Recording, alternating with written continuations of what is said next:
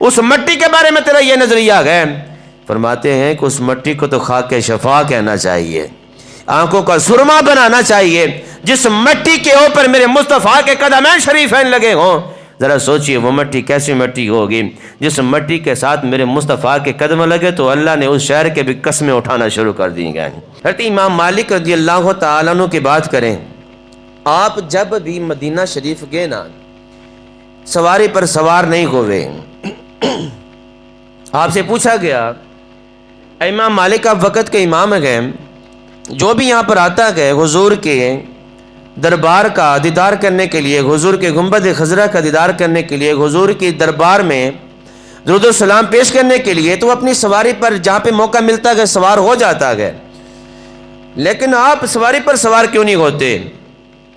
मेरे इमाम मालिक का इश्क देखिए, फरमाते हैं कि मेरा इश्क गवारा नहीं करता और मुझे रब से हया आती है, रब से मुझे शर्म आती है कि जिस शहर के अंदर हुजूर नबी करीम सल्लल्लाहु ताला अलैहि वसल्लम के कदमैन शरीफैन लगे हों, उस मट्टी को मेरा जानवर रोनता रहे, मेरा इश्क गवारा नहीं करता, मेरा इश्क गवारा नहीं करता।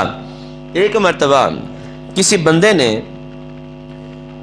मदीना शरीफ की मट्टी को रद्दी कह दिया, नापाक कह दिया, तो इमाम मालिक रज़ियल्लाहु ताला अन्हु ने उसे 30 कोड़े मारने का हुक्म अता फरमाया।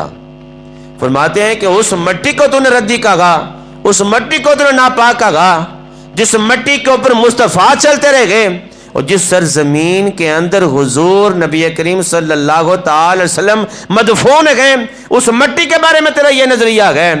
फरमाते हैं कि उस मट्टी को तो खाक शफा कहना चाहिए, आंखों का सुरमा बनाना चाहिए। जिस मट्टी के ऊपर मेरे मुस्तफ़ा के कदमैन शरीफैन लगे हों, ज़रा सोचिए वो मट्टी कैसी मट्टी होगी।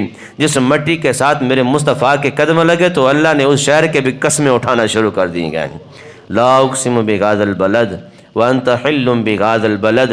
ए प्यारे महबूब अलैहिस्सलातु वस्सलाम, शहर मक्का की कसम, शहर मदीना की कसम, कस्में क्यों उठा रहे हैं? इसलिए कि प्यारे महबूब अलैहिस्सलातु वस्सलाम शहर मक्का के, शहर मदीना की कसम इसलिए उठा रखा हूँ कि उस मट्टी को आपके कदमैन शरीफैन से निस्बत हासिल हो गई है।